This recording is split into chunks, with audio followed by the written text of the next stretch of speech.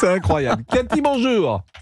Oui, bonjour Cathy. Pascal. Cathy, les élections législatives et ces personnalités qui prennent la parole. Vous vouliez réagir sur ce sujet, Cathy? Bon, il commence par me gaver et on n'en peut plus. Voilà, j'aimerais qu'il se la ferme. Voilà, chacun son couloir. Elle est où la mère Cotillard aujourd'hui? Elle va aller défiler? Ils sont où? Bon, on va essayer, on va essayer quand même d'avoir un langage. Non, à un moment donné, non, mais vous dites la mère. Oui, la mère Cotillard. Oui, ben non, on parle pas comme ça des gens. Pascal, il y en a ras-le-bol. On n'a pas besoin de. Ça fait 40 ans qu'on nous prend pour des abrutis. On n'a pas besoin d'eux pour aller voter. Bon, Parce que eux, tout va bien dans leur petit monde. Ils sont pas là pour nous. Ils en ont rien à foutre des Français, de toute façon. D'accord?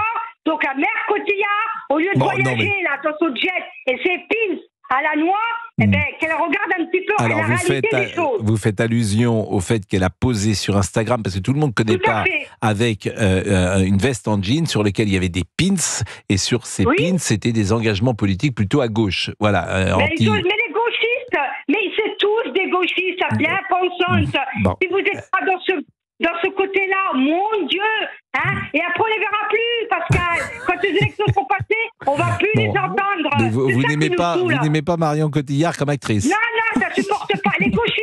Oui, elle n'est pas. Mais en plus, je vais vous dire, le plus drôle, c'est qu'elle est évidemment pas gauchiste. Je pense que c'est une posture, tout ça. Voilà. Oh oui, mais il faut du cinéma. C'est leur métier. C'est du cinéma, du blabla. C'est du cinéma. Et vas-y, je danse.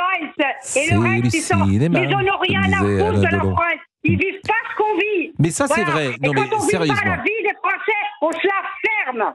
Bon, voilà.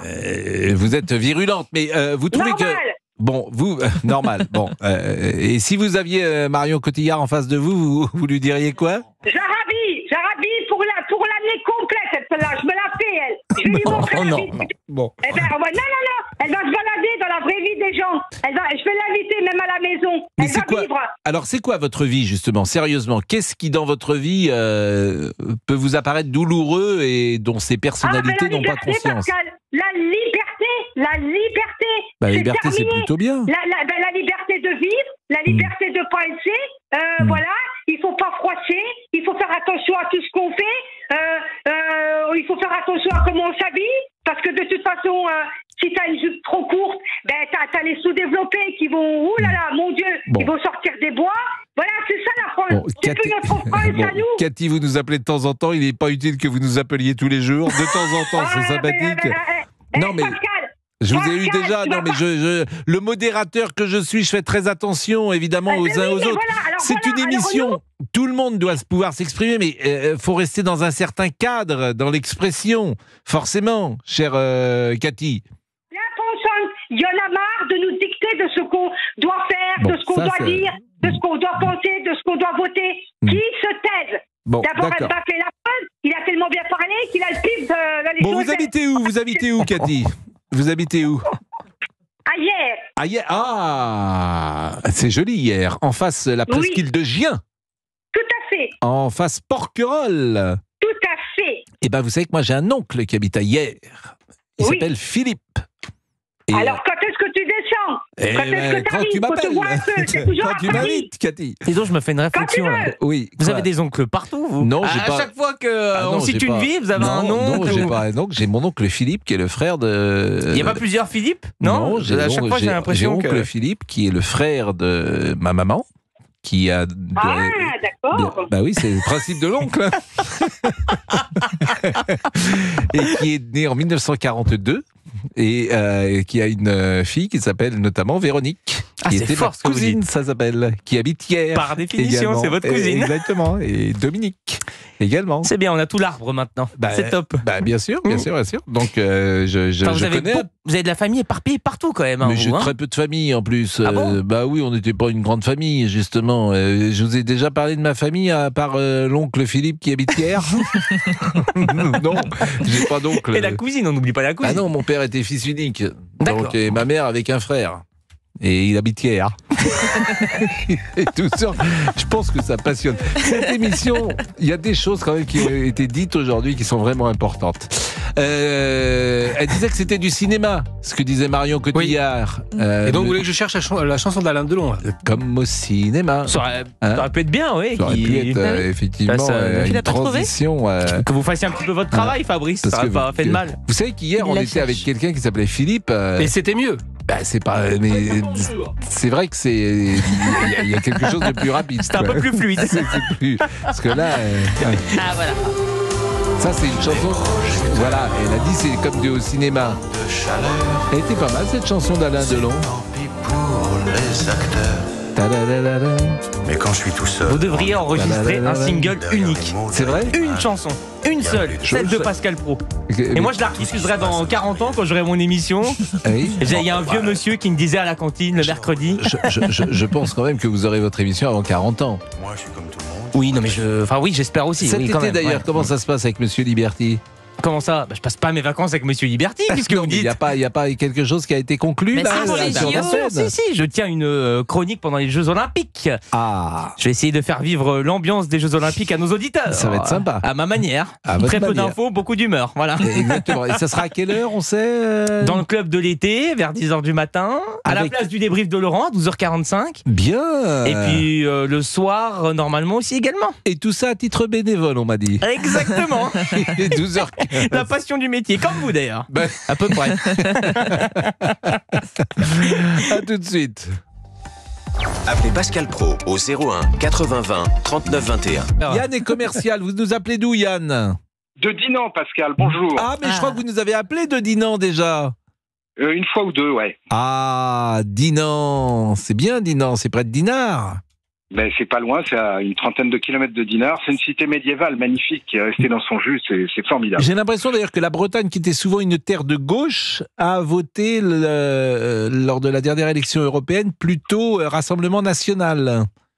Ben, en fait, les Bretons que je connais un peu, vu mes origines, c'est des gens plutôt paisibles, travailleurs, sympathiques, parfois un peu taiseux, et qui sont dans la modération. Mais le glissement qu'on voit, l'accélération du glissement qu'on voit, en résumé, ça déconne dans tous les sens, fait que les gens sont en train de se réveiller. Et en particulier le secteur puissant de l'agriculture en Bretagne, qui fait vivre beaucoup de gens. Bon, les gens sont excédés, n'en peuvent plus de la fiscalité, ils n'en peuvent plus des règlements, mais ahurissants dont ils sont victimes.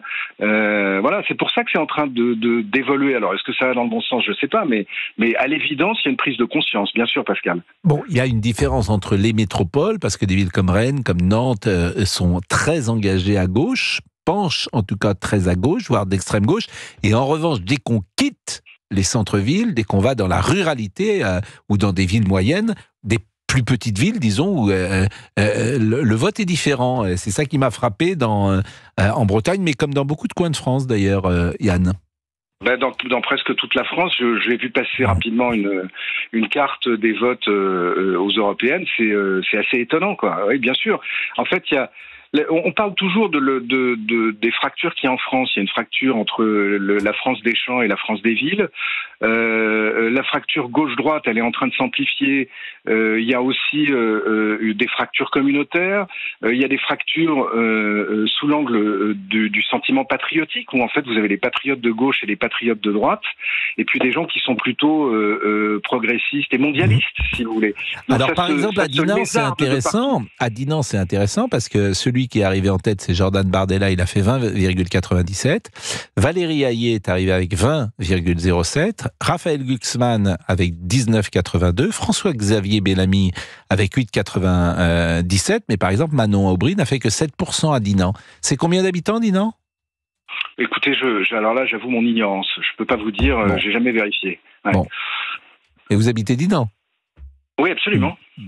Et c'est un temps magnifique, d'ailleurs, il faut venir nous voir. Il fait toujours beau en Bretagne, bien évidemment. Alors, pourquoi vous nous appelez Géraldine Amand 11 000 habitants. 11 000 habitants. En 2015. Oui, c'est le dernier recensement. 2015, c'est le dernier recensement. Ça n'a pas doublé. Voilà. Je me tais. Voilà. Bah oui, c'est ce que vous faites de mieux. Décidément. Non, vraiment. Non, mais en 2015, c'est le dernier recensement. Elle va pas partir à Dinan pour les compter à part un, quand même. Il est 12h24. Yann. Qu'est-ce que vous voulez que je vous dise, monsieur Boubouk? Je dis plus rien. Tout de suite. Oui, c'est le dernier recensement. J'ai compris. Bon, et vous êtes d'où d'ailleurs? Quimper, c'est à combien Quimper de Ah non, Dinan? je suis pas de Quimper du tout. Ben, l'autre jour, vous étiez à Quimper. Mais non, je suis à Morlaix dans le Finistère. Morlaix, pardon. Morlaix, c'est à combien de kilomètres de Dinan? C'est une petite route quand même. Morlaix 300 km à peu près. Non. Il est parti du coup. Yann? Non, mais je suis toujours là. Morlaix, c'est à combien de kilomètres de Dinan? Ça doit être à peu près à 150, 200 km, pas plus, je pense, non? Bon, et ben vous allez vérifier par Mappy. Regardez, Géraldine Amont, ça va vous occuper. Bon, Yann. 146 km, 1h38 km. Bon, en fait, on fait GPS, on fait bureau L'émission de Tom Tom. on fait bureau de tabac, c'est une drôle d'émission. Bon, qu'est-ce que vous voulez nous dire sur ceux qui donnent des, entre guillemets, c'est perçu comme ça, des leçons, Yann? Ben, en fait, je me suis posé la question, mais qui sont ces gens-là? Qui sont vous ces savez gens-là? bien qui ils sont. Mais j'ai pas vraiment trouvé la réponse. Ça m'a un peu rappelé, vous savez, quand j'avais 6 ou 7 ans, mon père me disait et m'expliquait ce qu'il valait mieux faire dans la vie. Après j'ai croisé des prêtres quand j'étais gamin qui m'expliquaient aussi plein de choses. Il se trouve que là, j'ai 60 balais, si vous voulez, je sais à peu près ce que j'ai à faire. Moi, ce qui m'inquiète, c'est que ces gens, ils sont illégitimes, en fait, à 2 titres. Le premier, c'est pas des politiques. Donc, on peut avoir de sérieuses réserves sur leur discernement politique. La deuxième, ce sont des gens qui sont dans un entre-soi extrêmement aisé et donc objectivement déconnecté de l'homme de la rue, déconnecté en fait du peuple quoi et des citoyens. Donc je sais pas qui ils sont vraiment à ce titre. Moi je sais par contre pourquoi ils nous prennent.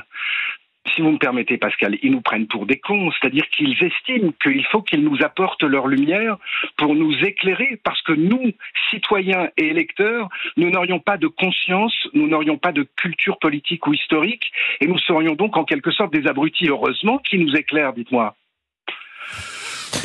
Écoutez, ce que vous dites et je crois, traduit le sentiment de beaucoup d'auditeurs qui nous écoutent et je vous en remercie grandement. Yann, qu'est-ce que vous allez faire cet après-midi à Dinan? Vous êtes commercial dans quel secteur? Dans l'informatique. Je vais passer chez mes clients. C'est le principe du commercial. Et en même temps, il y a toujours besoin d'avoir ce contact. C'est-à-dire que vos clients ne passent pas directement par Internet. Il faut que ce soit vous qui preniez la commande? Non, ouais, parce qu'en fait, mes clients, ce sont des entreprises donc, qui ont des systèmes complexes à leur service que nous vendons, maintenons, entretenons. Et donc, on fait un point régulier avec eux pour savoir comment ça se passe, l'évolution de la géométrie de leurs besoins, etc. Donc, est-ce qu'il y a toujours de la place pour la prospection? Oui, bien sûr, évidemment. En fait, aujourd'hui, on est dans un marché de renouvellement, évidemment, principalement de renouvellement et puis d'extension, si vous voulez. On n'est plus du tout sur des entreprises primo-acquérantes, si vous voulez. Bien sûr, métier que je connais bien, les représentants de commerce, les multicartes, comme on disait jadis, les multicartes. Qui avaient quoi? Ils avaient un grand secteur à l'époque. Ils avaient une grande voiture. Voilà, mais ils avaient des grandes voitures, ils faisaient 80 000 km par an. C'était ça la réalité. C'est toujours le cas, non? Non, parce que les secteurs sont plus petits aujourd'hui. Il y a plus, ça doit être très rare un représentant qui part le lundi, qui revient le vendredi chez lui, et puis qui va de Brest jusqu'à Toulouse. Je pense que ça existe moins que ça existait jadis. La prospection, vous savez ce que c'est la prospection? Évidemment, c'est quand on vend son projet. Non, pas ça la prospection, c'est tu rentres dans une entreprise et tu et charges les clients. Bah oui, voilà, c'est ça. Oui, bien sûr. On ne Bien sûr. distribue pas des prospectus. Oui. donc, oui, c'est pas. N'est-ce pas? Qu'est-ce qu'elle a dit On encore? ne distribue pas des prospectus. Distribuer non. des prospectus.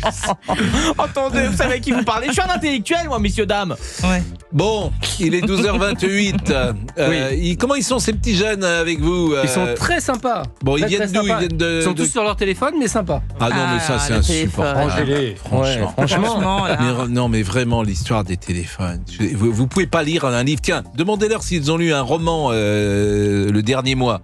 Vous avez lu un roman? Un roman, ils savent même pas que On dirait un animateur de BAFA. Bon. Bonjour, qui êtes-vous? Moi, je m'appelle Élisée et j'ai 15 ans. Oh, Champs-Élysées. On va les faire tout le temps.